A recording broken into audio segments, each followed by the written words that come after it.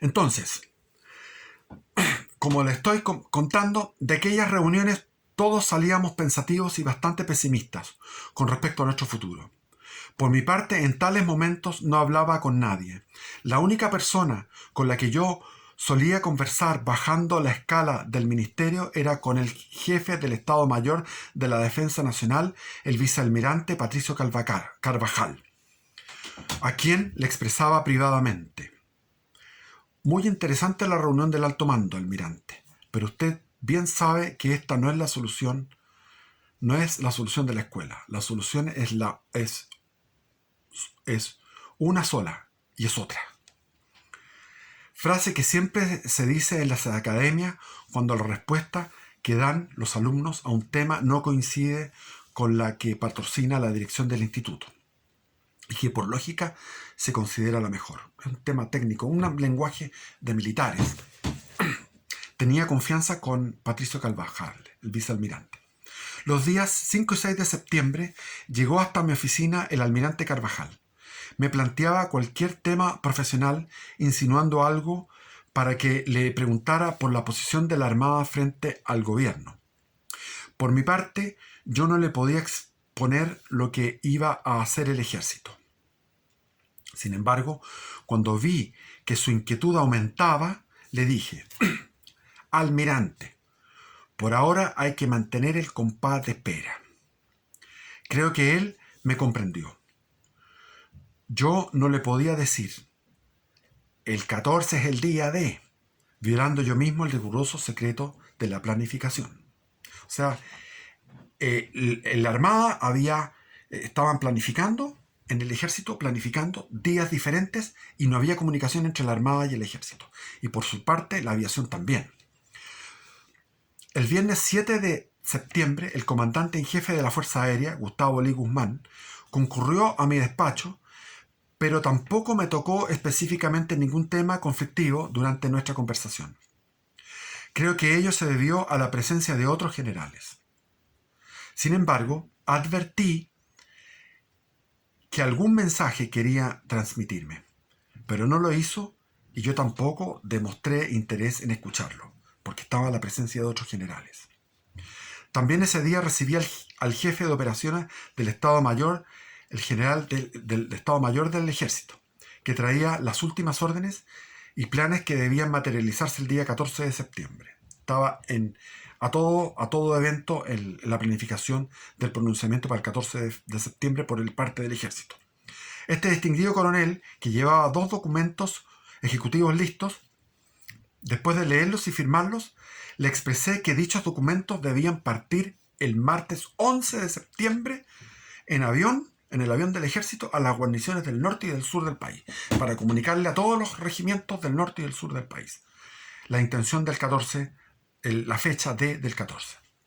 Me respondió: a su orden, mi general. Serán despachadas todas las órdenes ese día 11 de septiembre.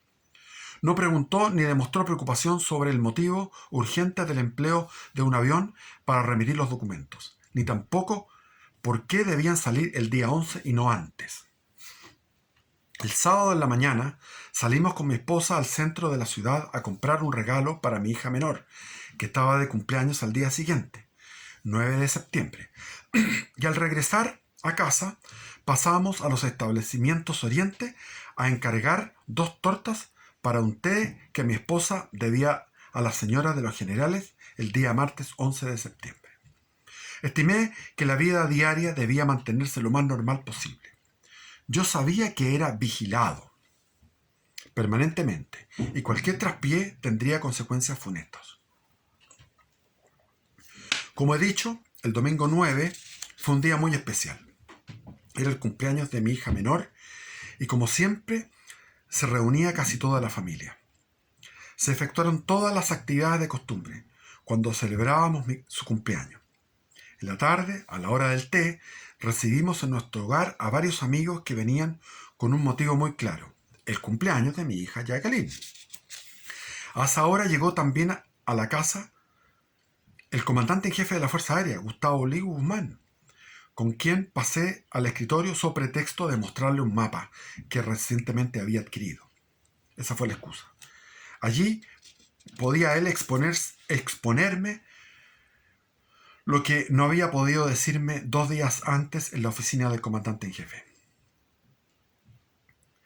Después de conversar algunos temas, entramos en esa ocasión al tema de su visita y me dijo que si las 4 instituciones actuaban unidas, no habría resistencia al derrocar al gobierno marxista, que se nombraría una junta de gobierno cuyo presidente sería yo, es decir, Augusto Pinochet, pese a que él era 2 días más antiguo, a lo que le repliqué que esta afirmación era un error de su parte, pues los comandantes en jefe representaban a sus instituciones en el orden cronológico. Primero fue el ejército, históricamente, después la armada y después la fuerza aérea.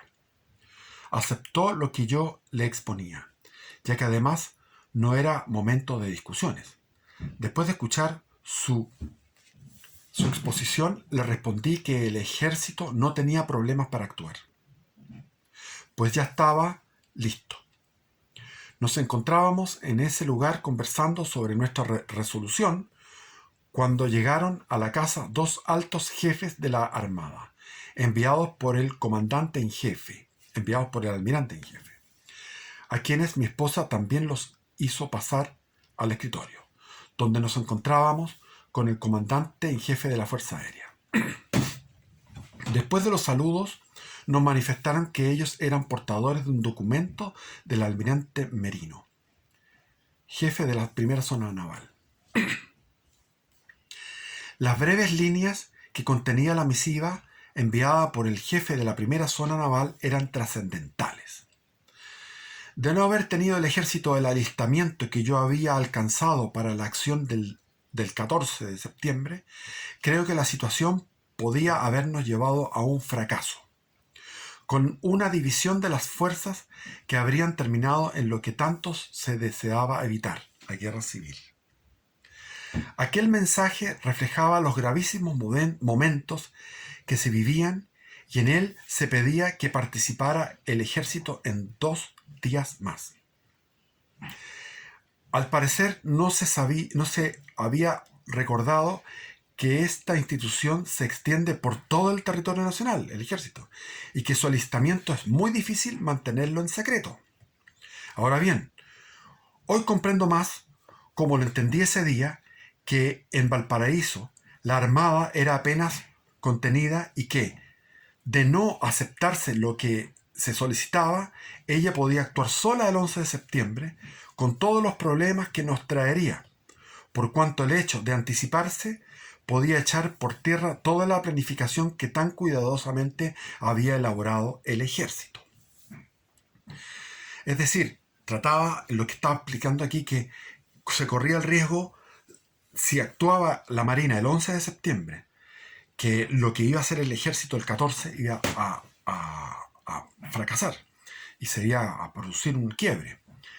Llegamos a la conclusión de que si la Armada se empeñaba sola en esta acción era peligrosísimo, aunque se le agregaran algunas unidades del ejército, porque bastaba que una sola guarnición militar no obedeciera para que se corriera el riesgo de que las Fuerzas Armadas se dividieran, produciéndose una guerra fratricida y al mismo tiempo el peligro de la invasión peruano-boliviana en el norte. Estimé para mi interior que no me quedaba más remedio que aceptar la petición de la Armada y anticipar 3 días la acción del 14 de septiembre para el 11. Leída nuevamente la comunicación enviada por el jefe de la primera zona naval, uno de los jefes navales me pidió firmar y me pasó su pluma fuente que rechacé, expresándole que yo para estos casos usaba la propia y procedí a firmarla junto con el comandante en jefe de la Fuerza Aérea. Y al término de este compromiso, les señalé a los jefes de la Armada y la Fuerza Aérea que el ejército estaba listo para la acción y que actuaría el 11 de septiembre. No quise participarles a estos jefes navales. ¿Cuánto me complicaba? Aquí muy importante. No quise participarle a estos jefes de la Armada cuánto me complicaba tener que apurar los acontecimientos en mi institución. Ello me obligaba a apresurar las órdenes, a enviarlas el lunes 10 y no el martes 11, como tenía previsto.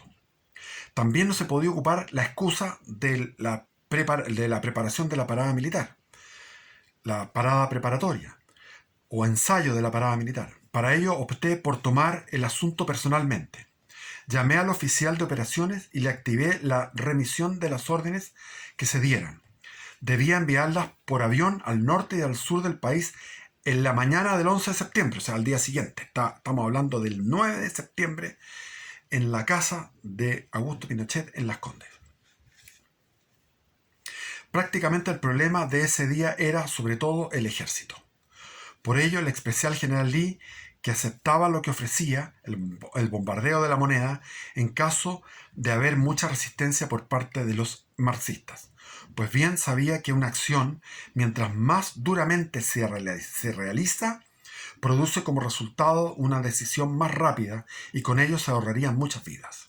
Es decir, estaban en conversación Augusto Pinochet con el general Gustavo Lee de que tenían que incluso bombardear la moneda porque se necesitaba una acción rápida, contundente, una Blitzkrieg, una guerra relámpago, para bajar la moral, para bajar el estado anímico de las tropas irregulares o de las tropas que se pudieran plegar al gobierno, a apoyar el gobierno marxista. Hasta ese momento había silencio por parte de los oficiales de la Armada, hasta que uno de ellos me señaló que la escuadra iba a zarpar el día 10 de septiembre, o sea, al día siguiente, para participar en la Operación Unitas, pero que regresaría a Valparaíso el martes 11, con lo que se haría público que la escuadra se había sublevado. Y eso fue lo que pasó. Mi mayor satisfacción era la forma como habíamos mantenido el secreto de la operación, ya que nada se había filtrado, y cuando hubo sospechas, estas habían sido disipadas por el propio Allende. Ahora cualquier indiscreción, al aumentar el número de los participantes, podía anular lo que con tanto cuidado se había planificado. Por tal razón, me preocupé especialmente al término de la reunión de recalcar a los visitantes que todo debía desenvolverse en forma normal y en el mayor secreto, pues cualquier indiscreción, filtración o infidencia no solo nos costaría la vida, sino que haría fracasar la totalidad de la operación. Insistí que ante el menor antecedente que captaran los agentes del gobierno, ya que tenían una excelente red de espionaje, todo estaba perdido. Luego la discreción del asunto era fundamental. Invité a los oficiales a tomar té, pero ellos se retiraron. Luego todo continuó bajo la apariencia de la más absoluta tranquilidad. El cumpleaños de mi hija Jacqueline se continuó celebrando en un ambiente familiar y de amistad, como siempre lo hemos hecho con nuestros hijos. Cuando regresé al living, no faltó quien me preguntara por qué tanta visita. Respondí que mi hija estaba muy regalada ese día. Mi apariencia tranquila y la celebración de su cumpleaños en forma alegre alejaba toda sospecha. Creo que nadie se pudo imaginar que allí, en aquella casa, hacía pocos minutos, se había resuelto un hecho cuya honda trascendencia haría cambiar el destino de Chile. Dentro de unas horas más se jugaba el futuro de la patria. Yo les puedo decir que esa casa todavía se encuentra y que sería bueno que fuera un museo, el Museo de los Fachos, a futuro. Esa casa todavía está. Todavía tiene la casamata para tener ahí los francotiradores, o sea, soldados que cuidaran la seguridad del comandante de la guarnición de Santiago, que era en ese momento cuando yo pasaba por ahí. Todos los días. Después del retiro de los visitantes, me dirigí a la pieza del escritorio y me senté a repasar los acontecimientos recién ocurridos, que me venían a complicar totalmente los planes trazados durante tanto tiempo. El hecho de anticipar la acción para el 11 de septiembre, cuando lo previsto estaba resuelto para el día 14, significaba un grave riesgo. Sin embargo, entre lo molesto y preocupado por lo que sucedía, me dije, aceptando el hecho, que no se debe torcer la mano al destino, y que si en ese momento la providencia me imponía un cambio adelantado de fecha, tendría que ser para mejor. Con esa conformidad me retiré a descansar. Pese a que mis reflexiones en el escritorio me habían reconfortado, recuerdo que la noche del 9 al 10 de septiembre, del domingo al lunes, fue de insomnio. Me desvelé buscando soluciones al problema creado por el anticipo de la fecha. Si en la planificación se había escogido el día 14 de septiembre como plazo para la acción, era porque había encubrimiento, ya que correspondía a la revista preparatoria, y no llamaría la atención el hecho de efectuar un alistamiento mayor y repartir munición al personal que participaba en el ensayo de la parada. En cambio, si se entregaban las municiones y se efectuaba el alistamiento el día 11 en la mañana o el 10 en la noche, era muy posible que los marxistas, que con seguridad estaban infiltrados en nuestras filas, detectaran que algo anormal pasaba en las unidades y de inmediato los paramilitares tomaran medidas para impedir nuestra acción, lo que nos imponía llevar a un choque muy sangriento.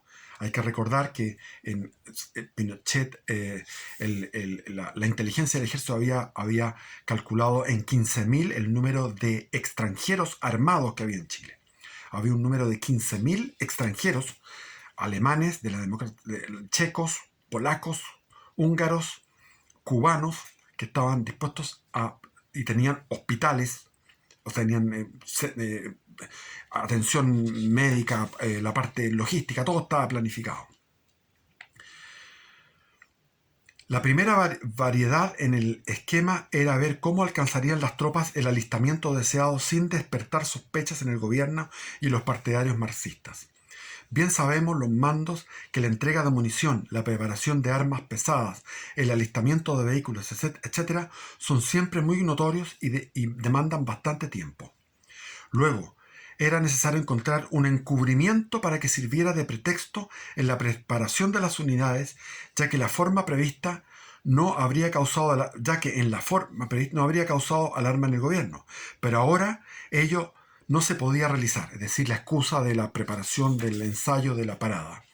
Y con la anticipación convenida del 11, o sea, 2 días, un día de preparación, nos dejaría al descubierto pese a todas nuestras preocupaciones. Tenía un día para trabajar Augusto Pinochet, un día, el ejército un día para el día martes. El día lunes zarpaba la escuadra a la famosa Operación Unitas. Asimismo pensé cómo se podía promover el alistamiento de las unidades ubicadas fuera de Santiago, las que deben estar prontas para concurrir al combate hacia la capital, para producir un doble cerco, pues era un hecho que los marxistas de los cordones externos harían un cerco sobre nuestras tropas. O sea, las unidades internas de Santiago iban a enfrentarse a un cerco externo, a los cordones industriales, a los comandos comunales, cordones industriales, que eran una organización paramilitar, y tendrían que venir desde fuera las unidades militares de los regimientos de fuera de Santiago, cercanas a Santiago, a hacer un doble cerco, por dentro y por fuera a los cordones industriales. Para afrontar esta situación decidí avisar a esas unidades mediante una comunicación secreta que indicaba el próximo paso de la preparación para el combate, que se debía efectuar al amanecer del día 11 de septiembre, con la cual estas tropas quedaban listas para salir hacia el lugar de la lucha en cuanto se ordenara. Cerca de las 4 de la mañana pude conciliar el sueño, sin haber encontrado la justificación que no despertara sospechas en el gobierno con el alistamiento de la guarnición de Santiago para la mañana del 11 de septiembre. A pesar de las numerosas veces que desperté y todo cuanto pensé sobre esta materia, no llegué a encontrar la solución de actuar sin producir sospechas. El día 10 de septiembre me vestí sintiendo toda la preocupación de un suceso tan importante sin resolver. Al llegar, a pesar de aquella preocupación, era preciso actuar con la mayor naturalidad, al igual que todos los días. Por tal razón, el trabajo debía desenvolverse ese lunes con la más absoluta normalidad y las actividades diarias fijadas en el calendario de servicio del comandante en jefe debían desarrollarse como estaban previstas. Y así se desarrollaban durante esa mañana memorable. Al partir desde mi domicilio para el ministerio, golpeaba mi mente mi secreta preocupación: ¿cómo podía efectuarse el alistamiento de las tropas sin causar alarmas entre los marxistas? Al llegar a mi oficina, la angustia crecía, pero cuando miré los diarios que encontré sobre el escritorio, mi corazón se llenó de alegría al descubrir allí, leyendo los primeros titulares, la forma precisa de determinar mi angustiosa incertidumbre. Ante mis ojos estaba la solución al problema, que me atormentó toda la noche. Con grandes titulares decía la prensa que Carlos Altamirano, en una reunión en el puerto de Valparaíso, habló violentamente contra la Armada, según su costumbre, y profirió amenazas, y trató de producir un clima de agitación. Esta actitud suya coincidía con la grave circunstancia de que el martes los tribunales de justicia de Valparaíso debían pronunciarse sobre su desafuero, el cual, de ser acogido, el desafuero, iba a producir sin duda serios actos de violencia por los partidarios del Carlos Altamirano, que eran ultra izquierda, que comprometerían la seguridad interior. Además, tales sucesos podían degenerar en una sangrienta acción que podría llegar a propagarse eventualmente en el resto del país. El discurso está, si ustedes ven los documentales, el discurso de Carlos Altamirano fue: vamos, si tenemos que llamo a todos a los oficiales que no son golpistas, a la tropa, a no obedecer a los oficiales golpistas, y llamo a la insurrección de la tropa contra qué sé yo, la burguesía, y Chile se puede convertir en un Vietnam, y si hay 1 millón de muertos no importa, porque va a ser un Vietnam, pero triunfaremos. Una cosa así, no me acuerdo exactamente, pero algo así. Era un discurso súper incendiario. Después Carlos Altamirano se refugió, y yo lo vi y lo conocí personalmente varias veces estuve con él en París. Luego de analizar todas las posibilidades, había que preverlas cuidadosamente y anticipar medidas paliativas que fueran a evitar los males consiguientes. Allí estaba, por tanto, la solución a mi problema. Nuevamente la providencia nos proporcionaba su generosa ayuda. El encubrimiento resultaba perfecto, pues nadie podía oponerse a que tomáramos medidas para resguardar el orden, porque se iba a dar como dice acá, lo vuelvo a la actitud de Carlos Altamirano contra el ejército, contra las Fuerzas Armadas, era al incendiaria, y el día 11 iba a ser los tribunales de justicia, o sea, los tribunales de justicia funcionaban en esa época y eran de derecha. Los tribunales de justicia habían acogido la solicitud de desafuero, entonces se iba a ejecutar el desafuero de Carlos Altamirano como senador de la República. Entonces se podía producir un desorden. Cuando recuerdo ese momento, debo agradecer a este señor Altamirano, que con su violencia verbal nos ayudó a cumplir nuestra misión. Doy gracias a Dios por haberlo cegado. El señor Altamirano, el enemigo más encarnizado de las Fuerzas Armadas, había proporcionado mediante una jugada del destino la solución más insospechable a las preocupaciones del mando. El ejército tiene que reconocerle tan valioso servicio al señor Altamirano, cuya oportunidad tanto nos sirvió. Cuando terminé de leer la prensa y luego de reflexionar brevemente, con gran alegría me dirigí al cuarto piso, donde estaban las oficinas del ministro de Defensa Nacional, que había reemplazado a Carlos Prats, el señor Orlando Letelier. De inmediato pasé al despacho del ministro Orlando Letelier, a quien, después de darle a conocer la preocupación del ejército y mostrarle la prensa con grandes titulares, le expuse lo siguiente: este caballero, que nada ayuda a solucionar la tirantez que domina a la ciudadanía, me obliga a disponer un acuartelamiento de las tropas para mañana por la mañana, en previsión de posibles disturbios que se puedan producir, no solo en Valparaíso, sino también en Santiago, a consecuencia del probable desafuero que se le hará como senador de la República. El ministro Letelier, después de un ácido comentario contra Altamirano, porque Altamirano estaba cagando la onda, guardó un silencio que interpreté como que se daba por informado de la medida que había adoptado. Eran las 10:15 horas del día 10 de septiembre y me retiré de inmediato a la oficina de la oficina del ministro para regresar tranquilamente a mi despacho, con la sensación de haberme sacado un enorme peso de encima. Así era en efecto, y debo reconocerlo, pero nada traducía mi intensa alegría interior. Se comió su alegría, se la guardó. Ahora tenía la solución al problema, y en esos momentos era necesario tomar todas las medidas para que el gobierno no fuera a dar un paso atrás. En consecuencia, todo debía seguir su curso normal. Así, las actividades de esa mañana fueron las acostumbradas y en ningún momento dejé de traslucir preocupación alguna. Ese día, en la última audiencia, debí atender a un grupo de generales retirados que traían algunas inquietudes. Las expusieron y después de escucharlos atentamente les prometí solución. Querían el golpe. Hoy, cuando converso con alguno de ellos, dicen que nada sospecharon esa mañana. Como más de alguno pensaba que algo especial les pudiese transmitir, quedaron por lo tanto decepcionados. Esperaban que él les dijera, no, vamos a reaccionar, vamos a hacer un golpe, nada. Al mediodía llamé al ayudante del comandante en jefe y le ordené que citara para las 12:30 en mi oficina a los generales Bonilla, Brady, Benavides y Arellano y Palacios, es decir, a los que el día siguiente iban a mandar las diferentes columnas hacia la Moneda. Mientras tanto llamé a mi esposa y le dije que aprovechara de ir a Portillo esa tarde y quedarse con los niños a pasar la noche en Río Blanco, ya que los niños estaban sin clases por huelga del profesorado y los desórdenes que impedían realizarla en forma normal. Llevamos meses, un mes sin clases. Mi esposa preparó todo y salió a los Andes a las 15 horas.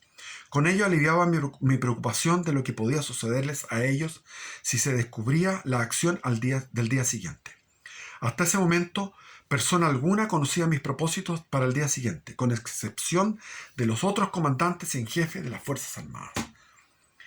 Ese día también fue informado de la decisión del Cuerpo de Carabineros de unirse a las instituciones de las Fuerzas Armadas, dando además la seguridad de que inicialmente, cuando se efectuara el ataque a la Moneda, los carabineros guardianes de la Moneda no actuarían contra las tropas y se retirarían. A la hora fijada para la reunión se presentaron los 5 generales en el despacho del comandante en jefe de mi oficina. ¿Quiénes eran? Bonilla, Brady, Benavides y Arellano, y Palacios. Cerré la puerta con seguro y les ofrecí asiento. Me acerqué al inmueble con la urna donde se guardaba una réplica de la espada del general Bernardo Higgins. La tomé y desenvainé la hoja. Me aproximé a ellos y colocándola en la espalda frente a cada uno, solemnemente les hice jurar como soldados que todo lo que se hablaría allí se mantendría en el más absoluto secreto, el que debía ser guardado hasta el extremo de ni siquiera poder insinuar con alguna expresión o mueca algo de lo que allí se hablara. Luego, con la hoja de la espada desenvainada, me coloqué frente a cada uno y los juramenté. De este modo los generales fueron uno a uno presentando juramento. A continuación les dije formalmente: Señores generales, la situación moral, política y económica del país ha llegado a su punto más bajo, haciéndose insostenible la seguridad de Chile. Mañana, 11 de septiembre, se juegan los destinos de la patria. Para ello se ocupará la Moneda y expulsaremos al señor Allende y a sus cómplices. Sin embargo, se les dará la oportunidad para que salgan del país sin daño, para lo cual se les ofrecerá un avión. Si hay resistencia armada, lo hemos apreciado, nos emplearemos duramente con todos nuestros medios. Creo, señores, que cuanto más drástica sea la acción, será más breve y contribuirá a una mayor economía de vidas. Uno de los generales señaló que tenía tiempo muy escaso para preparar las órdenes, a lo que le respondí: aquí se le entregan los documentos de las agrupaciones para que ustedes los adapten y los cumplan como buenos soldados. Las agrupaciones serán mandadas conforme al orden que se establece en los documentos. Sin embargo, nadie debe moverse ni hacer nada hasta mañana a las 7:30 horas. Un movimiento en falso puede llevarnos al fracaso. Si la resistencia fuera creciendo en la moneda, ella será bombardeada por la Fuerza Aérea, con el fin de evitar mayores pérdidas de vidas. En ese caso, las tropas se alejarán y marcarán su línea más adelantada, colocando una prenda blanca sobre las espaldas. Posteriormente, pasada la acción aérea, se reanudará el combate con toda la potencia posible. Si esta noche, por delación o sospecha, yo fuera asesinado, seguirá en el mando de las tropas el general más antiguo. Y mostré al general Bonilla. Si éste cae, asumirá la conducción el general que sigue, y así sucesivamente. Señores generales, esta resolución no puede cambiar, detenerse, flaquear, ni menos fracasar, pues en ella está en juego el destino de Chile, y la patria, señores, está por sobre nuestras vidas. El alistamiento se efectuará durante la noche, conforme a la situación propia del alistamiento de un acuartelamiento. Pero recalco que nadie está autorizado para mover un hombre de cualquier unidad. Se debe trabajar en esta fase final con el mayor secreto y solo deben conocerla ustedes. El general Palacios, que mandaba la agrupación de tanques, expresó que su mayor preocupación era el estado deficiente de la artillería de esos blindados, que no se podía emplear por falta de líquido de freno en los cañones.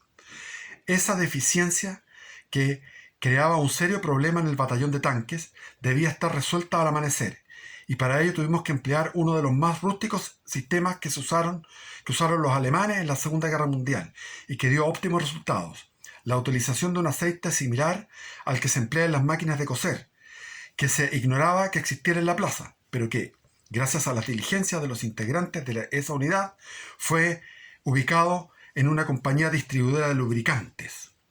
Se adquirió la cantidad suficiente para dejar a la artillería de los tanques en óptimas condiciones.